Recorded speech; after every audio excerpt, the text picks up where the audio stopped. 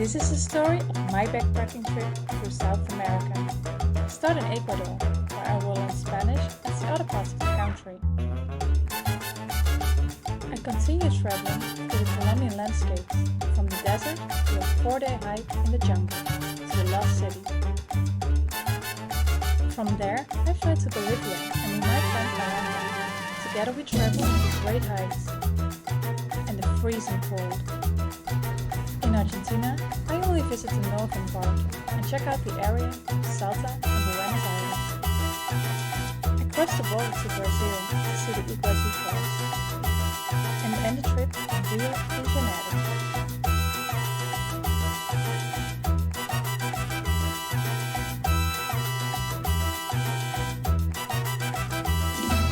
I took a 21-hour bus ride from Salta to Buenos Aires. Before arriving, I asked ChatGPT for a 3-day itinerary, because Buenos Aires is huge and has so much to offer. On my first day I explored Plaza de Mayo, wandered around Puerto Madero and joined the mate class at my hostel. Mate is the traditional tea that the locals drink here all day long. I started my walk towards Plaza de Mayo, a square full of beautiful buildings inspired by classic and French architecture.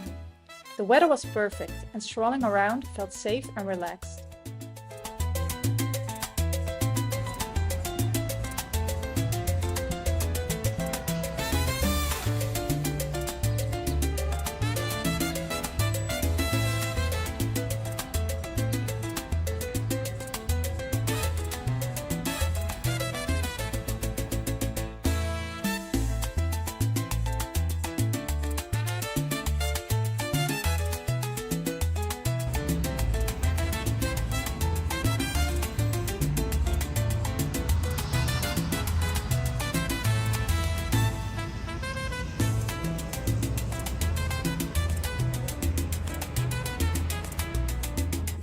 After walking around, I visited the church, which from the outside looks like a Greek temple.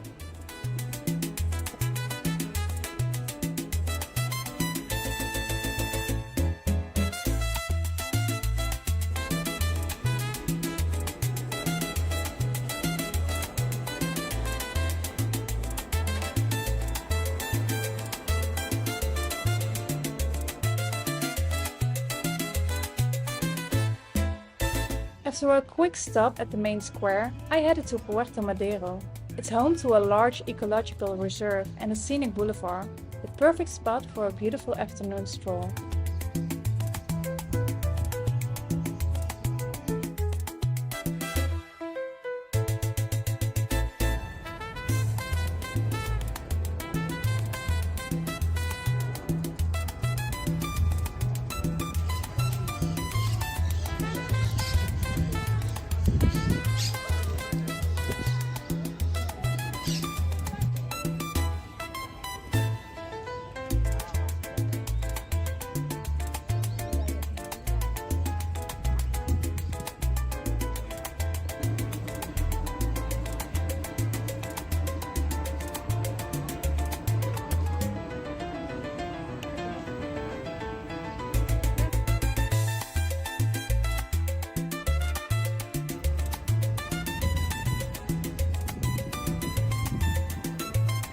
At 4 o'clock, the mate class would start, so I had to make my way back to the hostel. Besides preparing the mate and tasting it, we learned all about the rituals and customs that come with it, especially in group settings. On the second day, ChatGPT had planned for me to go to Recoleta and Palermo to visit the Japanese garden. In the afternoon, there was a salsa class planned at the hostel. Recoleta was an area a bit further from my hostel, so I started walking early in the morning. On my way, I made a few stops, so to see other highlights of the city, like the biggest bookstore in South America that was located in an old theater.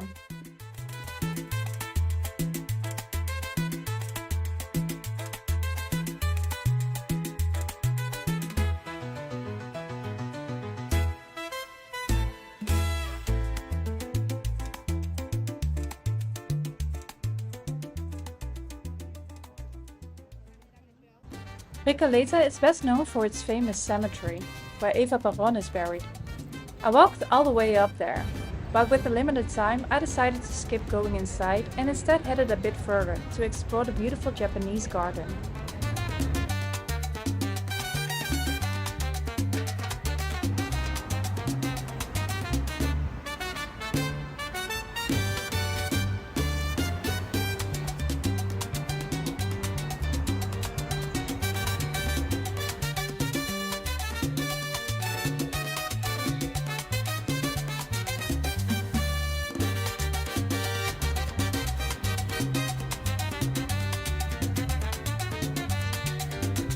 Upon arrival, I saw an incredibly large line of people waiting to enter the garden. Luckily, it kept moving slowly and steadily, and I can say for me it was absolutely worth it. Although it was so crowded, the garden was so photogenic.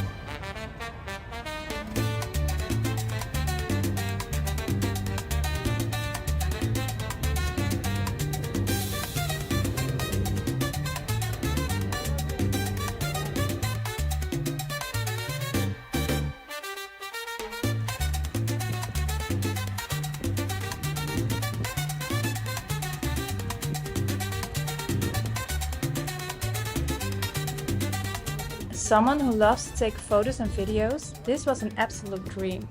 Every angle created a different view, so it was hard to stop.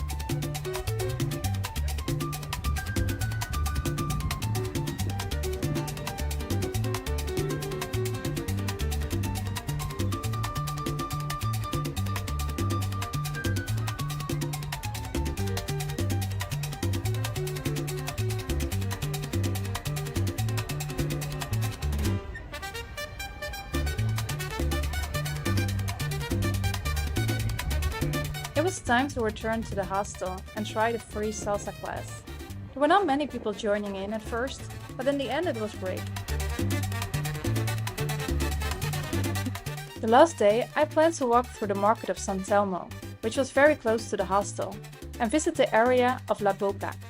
The market here was very big. The streets were filled with street vendors for what felt like kilometers. There was live music, a lot of food and handicrafts, and people performing the tango.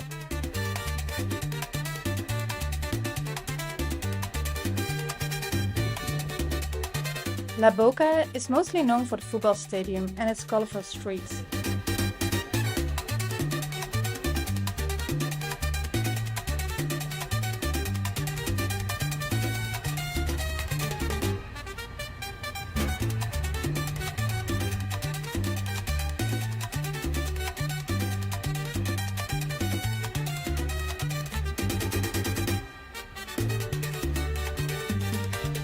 It took a while to find the colorful streets, and it looked like a fun place to spend a free afternoon, with lots of music, places to sit, eat and drink, especially on sunny days. Mira cómo la canta.